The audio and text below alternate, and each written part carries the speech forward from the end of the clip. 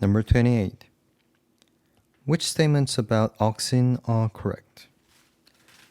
So auxin it's a hormone. It's a growth hormone. It's not made in all cells in plants. It's actually made at the tip of the plant stem, actually. Plant stem. So 1 is not correct. Auxin causes cells to elongate. Yes.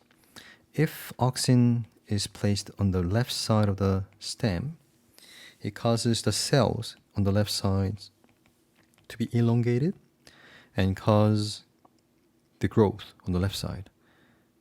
And the plant becomes like this, curved like this.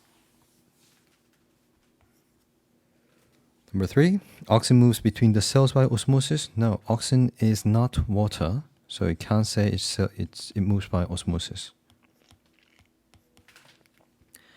Number 4, auxin is unequally distributed. Yes, it's unequally distributed because it's sensitive to the light and the gravity.